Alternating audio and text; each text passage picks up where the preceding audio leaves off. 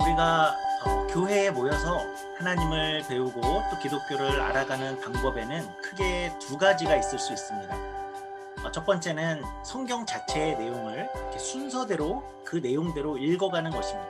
이것이 기본이죠. 우리가 요엘서를 이렇게 순서대로 살펴보는 것이나 수요일 시간에 사도행전을 공부하는 그런 방식입니다. 다른 방법으로는 성경에 다양한 어떤 주제들이 있을 수 있는데 그 주제들을 이렇게 정해놓고 성경에서 그 주제들에 대해서 이야기하는 모든 부분을 좀 모아봐. 그래서 그 주제들을 흩어져 있는 내용들을 모아서 한 주제에 대해서 이렇게 집중적으로 공부하는 방법도 있습니다. 그러니까 예를 들면 성령론, 그러면 성경에서 성령에 대해서 나오는 그런 모든 부분들을 읽어봐서 성령님은 이런 분이구나 하는 것을 알아가는 방법이고, 교회론, 그러면 교회에 대한 이야기들을 이렇게 한꺼번에 모아서 교회에 대해서 알아가는 그러한 방법입니다. 이런 방식을 우리가 조직신학이라고 부르기도 하고, 그 주제를 놓고 부분들을 모아서 정리해 가는 것입니다. 이런 방법을 사용하는 주제 중에는 또 종말론이라는 것이 있습니다. 종말, 그러면 마지막 날들이죠. 그래서 마지막 날들에 대한, 그래서 그것에 대해서 성경은 무엇이라고 이야기하는가 하는 것을 다 좀 모아서 한번 정리를 해보자 하는 것이죠.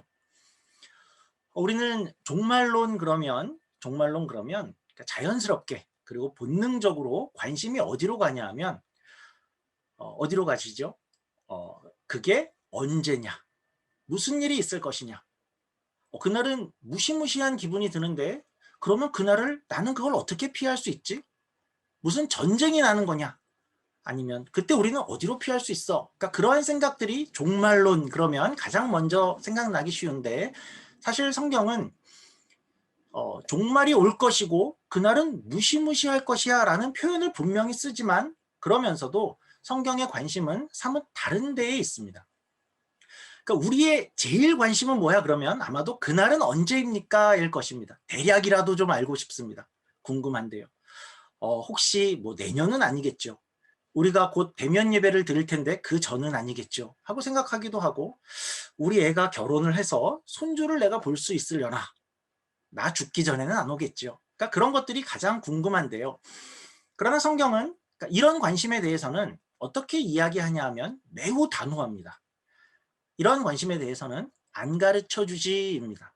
그날과 그 시는 아무도 모른다이죠. 사실은 만약에 성경이 그것을 우리에게 가르쳐 주었다면 그것은 굉장히 여러모로 해가 될 것입니다. 만약 안다면, 그러니까 현대의 많은 이들이 초대교회의 데살로니가 교회의 성도들처럼 될 사람들이 아주 많을 것입니다. 초대교회의 데살로니가 교회는 재림에 대한 관심이 굉장히 컸지요. 그리고 그 재림이 예수님이 금방 다시 오실 것이다 라고 생각을 해서 어떻게 했냐 하면, 재림이 금방 올 건데 뭐하러 일을 하고 그래? 그랬죠. 일을 그만둬. 그래서 바울은 데살로니가 교회에 편지를 쓰면서 일하지 않는 자는 먹지도 말라라는 유명한 말을 하게 되죠. 세상 끝날을 우리가 안다면 정말 1년 뒤가 세상 끝이야 라고 한다면 우리 대부분은 어떻게 사람들이 살까요? 뭐 열심히 살아. 직장에 일단 사표 내고 우리가 가진 거 얼마 안 되더라도 이거 다 쓰고, 그게 없으면 그냥 도적질을 해서라도 그렇게 살지 뭐. 그러니까 세상은 엉망이 되기 쉬울 것입니다. 혹시 우리가 세상의 끝이 20년 뒤야 라는 것을 알면 어떨까요? 아마 많은 사람들이 20년 뒤면 19년은 그냥 막 살다가 1년 남기고 교회 열심히 다녀야겠다, 이런 사람들이 많을 것입니다. 우리는 본능적으로 이것이 굉장히 궁금한데요. 성경은 사실 그러니까 우리를 위해서 이것을 가르쳐 주지 않습니다. 그리고 더 나아가서 성경의 강조는 그게 언제고 무슨 일이 벌어질 것이냐 이런 것들이 우리에게 큰 상관이 없다라고 이야기를 합니다. 상관이 없다. 그러니까 우리는 그날이 언제여도 상관이 없는 그런 모습으로 늘 그렇게 살고 있으면 된다라고 이야기를 하죠. 늘 충성되고, 그날은 도적처럼 올 것인데, 그러니까 도적처럼 온다는 것은 무엇이죠? 도적처럼 온다는 것은 도적처럼 무섭게 이렇게 복면을 쓰고 칼을 들고 도둑놈 같이 무섭게 온다라는 것이 아니라 도둑놈 그렇게 무섭게 온다는 것이 아니라 아무도 예상 못하게 온다라는 뜻이죠. 어떤 도적도 저기 내일 한 10시 반쯤에 차가 막혀도 11시까지는 제가 올게요. 이런 도적은 없지요. 그렇지 않다는 것이죠. 그래서 우리는 그날이 언제 오더라도 상관이 없이 우리가 있어야 할 자리에 있으면 된다라고 성경이 말씀하고 그 자리에 충성되게 그리고 한결같이 우리의 할 바를 하고 있는 것이 종말을 앞둔 우리의 최고의 모습이다라고 이야기를 합니다. 아니 그래도 그날은 무시무시하다면서요? 자꾸 신경이 쓰이는데 어떡하죠? 거기에 대한 성경의 대답은 맞다. 그날은 물론 무시무시할 거다. 그런데 그것은 예수 이름을 부르는 자들에 대한 이야기가 아니다라고 일관되게 말씀하십니다. 그날까지 하나님을 모르는 이들에게는 불가피하게 하나님과 분리되는, 지난주에 우리가 살폈던 표현으로는 하나님과 전쟁을 해야 되는 그런 자리에 서게 되어 슬픔과 곡함이 있게 될 날이 될 것이지만, 그날은 믿는 자들에게는, 우리에게는 그날은 무시무시하기는커녕 오히려 기쁨이요 영광이고 그리고 구원의 날이며, 성경에서 늘 그날을 표현하듯이, 잔치로 표현하듯이 우리에게는 즐거움의 날이 될 것이다. 그래서 사실은 우리에게는 걱정할 것은 전혀 없는 날이다라고 말씀을 하시지요. 한편 우리가 가장 먼저 사실은 생각해야 될 종말론이 갖는 굉장히 중요한 의미가 있는데요. 이것이 가장 기본적인데 우리가 종말론을 다룬다라고 하면서도 굉장히 놓치기 쉬운 메시지입니다. 언제냐, 어떻게냐, 무슨 일이냐 하기 이전에 종말론이 말하는 가장 큰 강조는 우선 이 세상에 정말 끝이 있을까? 분명히 있다 하는 그 확인입니다. 그러니까 세상에 마지막이 있다라는 것을 말하고 싶은 것입니다. 많은 이들이 그렇게 생각하고 있는 것 같지 않습니다. 세상은 그저 영원할 것 같고 어쩌면 영원히 순환할 것 같고 막연하게 어떻게든 저 다음에는 그 뒤에 뭔가가 더 있겠지, 더 있을 거야.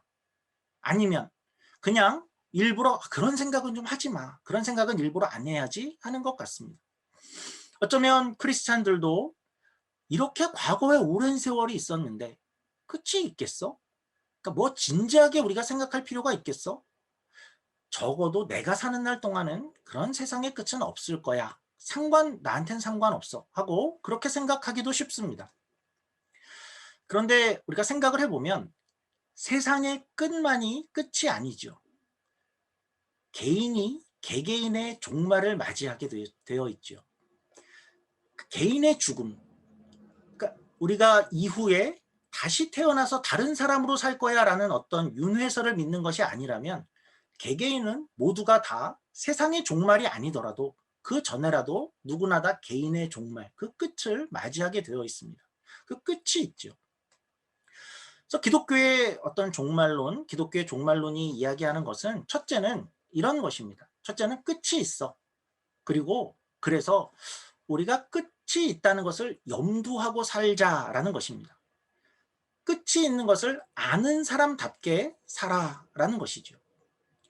세상에 끝이 오겠어? 감이 안 오더라면 그러면 개인의 끝이 있다라는 것을 기억하고 살아야 된다라는 것입니다.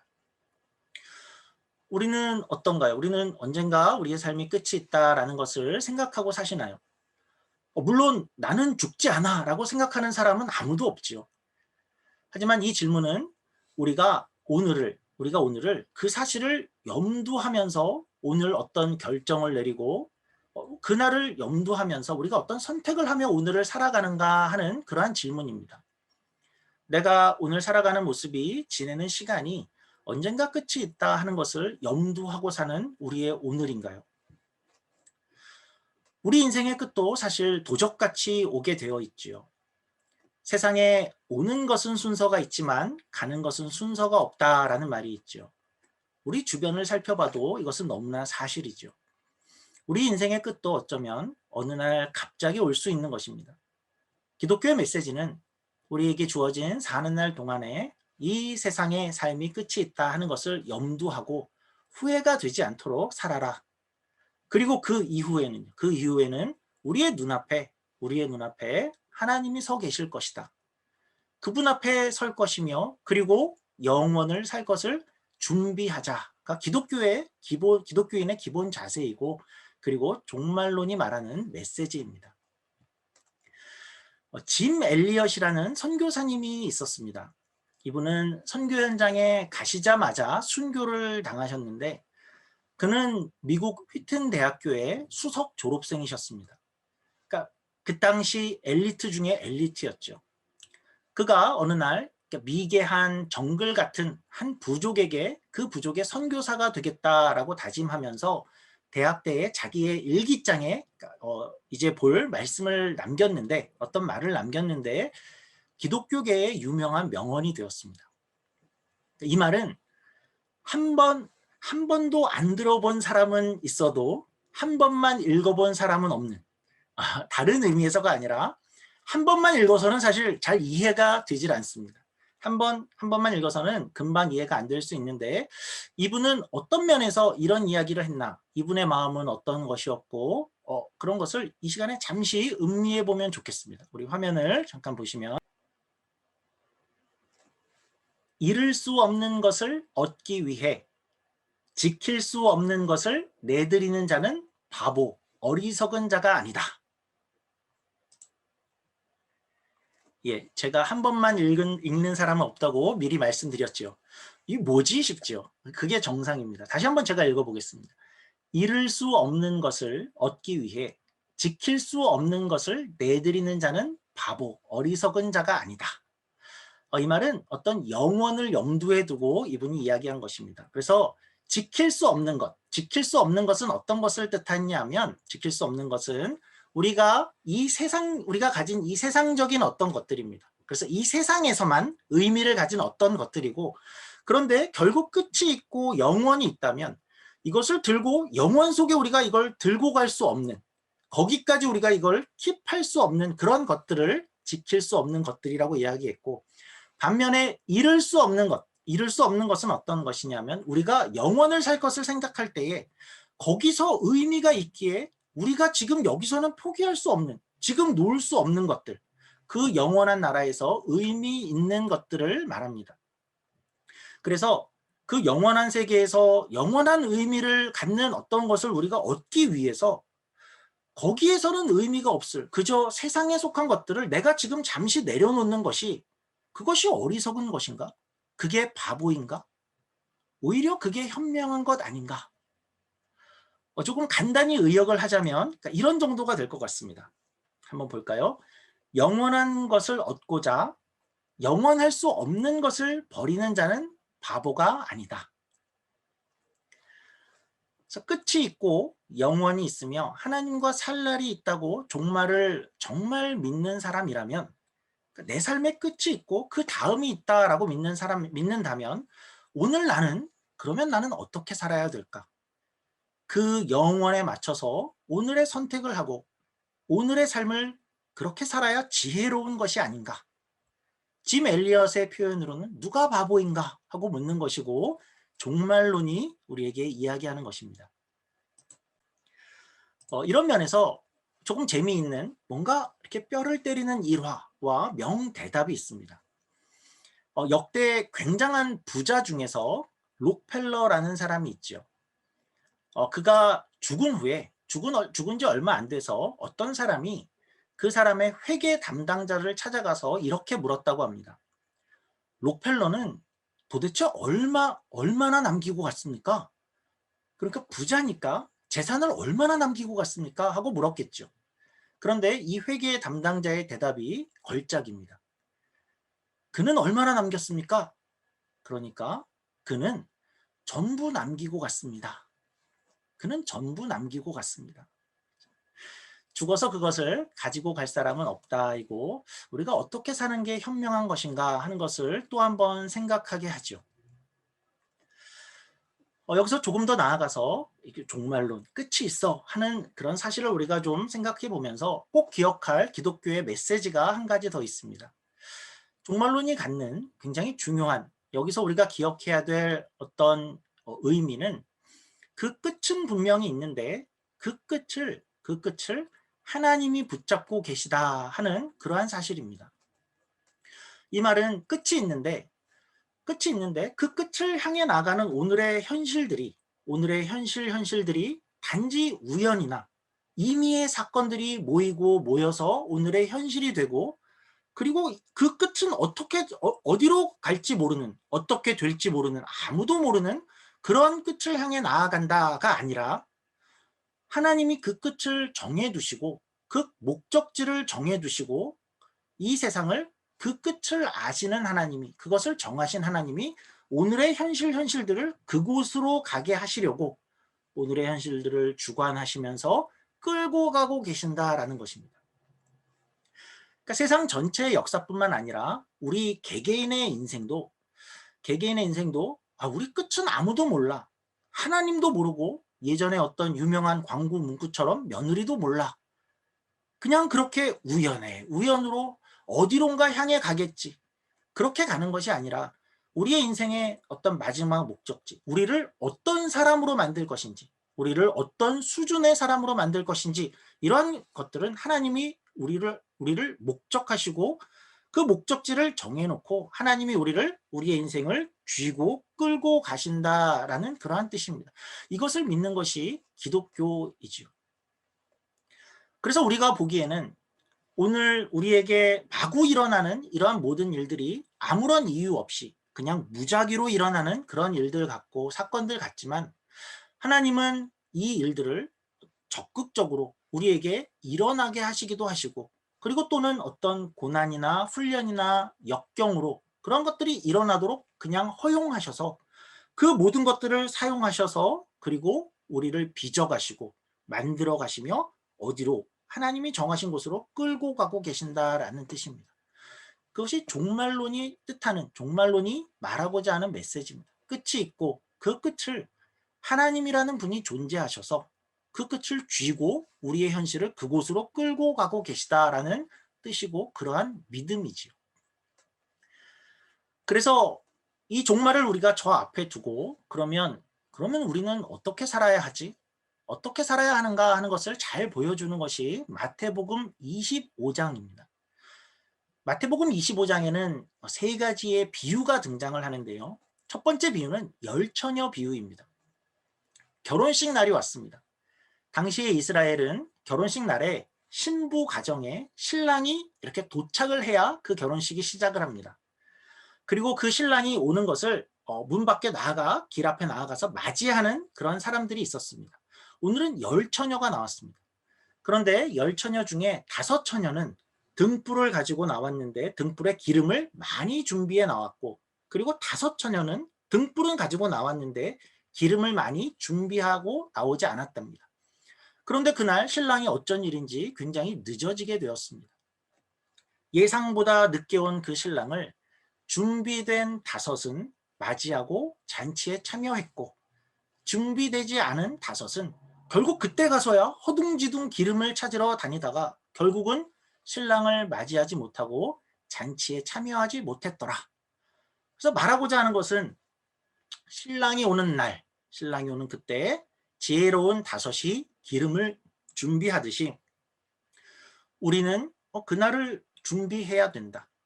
그 준비를 우리가 미룰 수 없고 어느 때 올지 모르는 그 신랑을 향해서 우리가 게으를 수 없다. 결국 잔치에 참여하지 못하게 된다면 안 될 것 아니냐라는 것이죠. 이어지는 두 번째 비유는 달란트 비유가 나옵니다. 달란트 비유는 하루는 주인이 3종을 불러서 10개의 달란트, 5개의 달란트, 1개의 달란트를 이렇게 맡기고 어디론가 떠나버렸습니다. 그리고 종들에게 요구는 이것을 각자 잘 활용해서 장사를 해라. 내가 돌아올 때까지. 10개 가진 이는 자신의 상황에서 최선을 다했고 5개 가진 이도 자신의 상황에서 최선을 다했으나, 그런데 1개 가진 이가, 1개 받은 이가 주인의 말을 듣지 않고 그냥 땅에 묻어두고 아무것도 하지 않았습니다. 주인이 돌아왔을 때에 1달란트를 받고 아무것도 하지 않은 이에게 뭐라고 하죠? 너는 왜 네가 마땅히 해야 할 일에 충성되지 않았느냐라고 하시죠. 이후에 마지막 등장하는 비유는 양과 염소의 비유입니다. 그것도 같은 맥락에서 어떤 끝날이 있을 것인데 그날에 너희가 양과 염소로 나뉘어질 것이다. 너희가 그날에 끝이 오기 전에 주어진 너희의 날들에 어떻게 삶에 임했는지를 보게 될 것이다 라는 것을 이야기로 말씀하시죠. 이 세 비유의 공통점은 뭐죠? 이 세 비유의 공통점. 우선은 언젠가 그날이 온다이죠. 언제일지 잘 모르지만 신랑이 분명히 오고 주인이 떠나고 언제 올지 모르지만 주인은 반드시 돌아오고 그리고 양과 염소가 구별되는 그때가 있다. 이죠. 그리고 그래서 어떻게 살래? 공통점은 무엇인가요? 공통점이 뭐죠? 사실은 이 성경에 이 세 비유를 시작하기 전에 뭐가 주제다 하는 것을 미리 이야기를 해주고 이 세 비유가 이렇게 이어졌었습니다. 어떤 맥락이었는지 여기를 많이 놓치기 쉬운데요. 이런 질문이 그 앞에 있었습니다. 우리 마태복음 24장입니다. 24장 45절입니다. 충성되고 지혜 있는 종이 되어 주인에게 그 집 사람들을 맡아 때를 따라 양식을 나눠줄 자가 누구냐?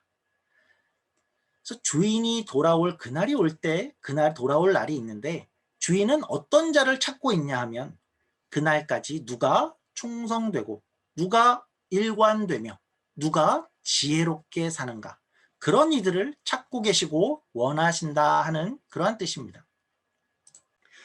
우리에게도 이 요구가 같죠.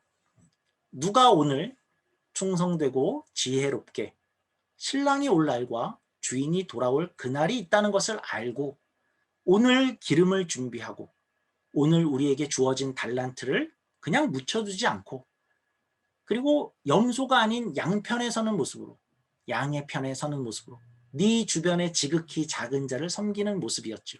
그렇게 충성되고 지혜롭게 살아가라라는 것이죠. 이 주어진 오늘 우리의 생애를 그렇죠. 이 마지막 날을 생각하고 그리고 대비하는 이런 종말에 관한 이야기는 구약에도 등장을 합니다. 사실은 모든 선지서의 주제이기도 합니다. 여호와의 날, 그날, 이 날이 분명히 있을 것이다. 그날을 준비하고 살아야 된다라는 것이죠. 오늘이 그 요엘서 설교로는 7번째 시간이고 이제 마지막에 다다랐는데요. 요엘서도 뒤돌아보면 한결같은 그런 메시지였습니다. 좀 정리를 하면서 한번 같이 생각해 볼까요? 처음에 뭐가 등장했었냐면 메뚜기 재앙 이야기를 했죠. 야, 니네 모습을 좀 봐라. 메뚜기 재앙이 이렇게 와서 너희는 이렇게 소산이 없고 먹을 게 없고 온 땅이 철저히 황폐해졌는데도 너희는 어떻게 하고 있어? 에휴, 그냥 뭐 올 게 왔나 봐. 그냥 올 게 왔나 보지 뭐. 그냥 멍하니 있고 심지어 이런 역경이 너희 앞에 왔는데도 너희는 여기서 하나님을 그런 속에서도 하나님을 찾지 않고 그저 널브러져 있는 그런 너희 모습을 봐라. 이게 너희 상태다. 그런데 여호와의 날이 가까이 왔다. 여호와의 날이 오고 있다. 그런데 야 어떻게 이렇게 살 수 있느냐? 그날이 오면 크고 그날은 두렵고 슬프고 무시무시할 거야. 그날이 오면 하나님 편에 서지 않으면 무기를 들고 하나님의 군대와 전쟁을 해야 되는 그런 형벌이 있을 거야. 요엘이 그래서 외쳤죠. 돌아와라. 돌아와라. 너희의 옷을 찢지 말고 너희의 마음을 찢어라. 이 일은 자꾸 뒤로 미룰 일이 아니다. 자꾸 뒤로 미룰 일이 아니야. 정말 긴급한 문제다. 어떻게 이야기하죠? 얼마나 급하냐 하면 방금 결혼한 신랑도 그 방 안에서 나와야 되고 신부도 방 안에서 나와라.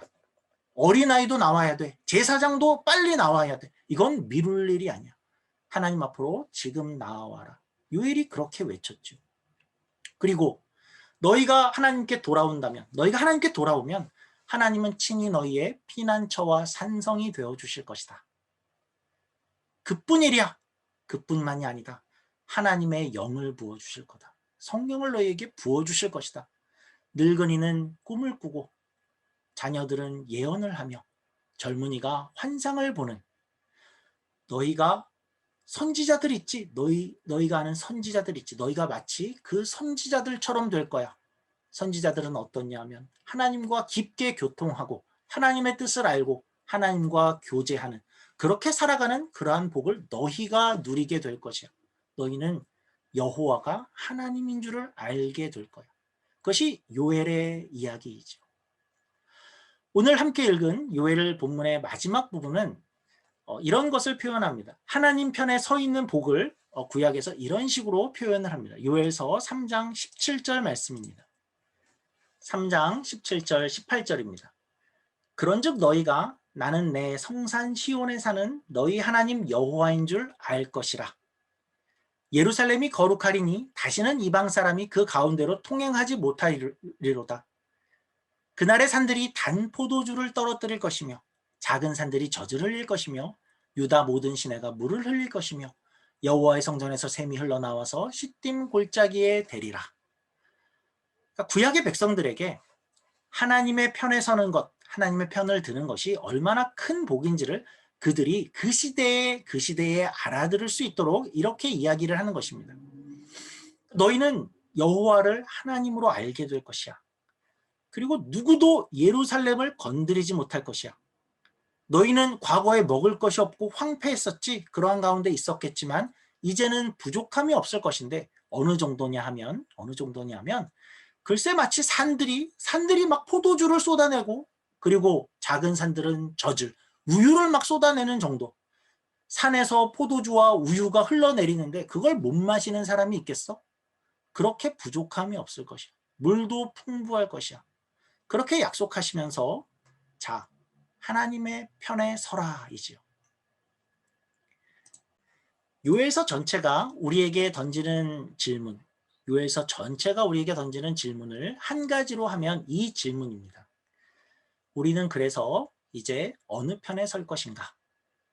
어느 편에 서서 우리의 마지막 날까지의 이 삶을 어느 편에서 살아갈 것인가? 여호와의 날이 우리에게도 있다. 언제일지 모르죠. 도적처럼. 어떤 때는 영원히 안 올 것 같이 보이기도 하지만 분명히 도적처럼 임할 것이다.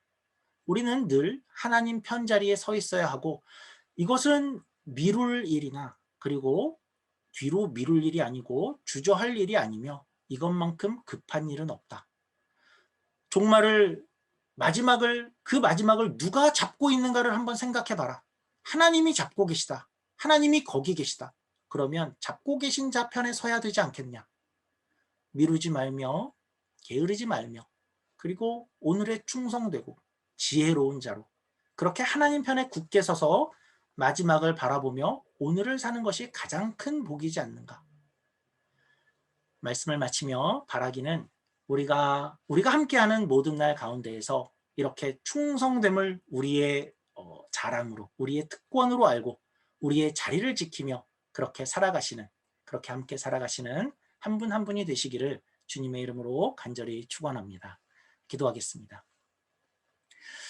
하나님 아버지, 우리가 요엘서를 바라보며 또 요엘서가 말하는 마지막 날에 관한 그리고 성경이 말하는 종말에 관한 이야기들을 잠시 생각해 보며 우리에게도 마지막이 있을 것이고 세상의 끝이 아니더라도 우리 인생의 마지막이 있고 그리고 우리가 하나님 앞에 설 것인데 그리고 하나님과 영원한 삶을 살 것인데 우리가 무엇에 가치를 두고 또 무엇을 소중히 여기며 살아가는지 우리가 다시 한번 돌아보는 시간이 되기를 원합니다.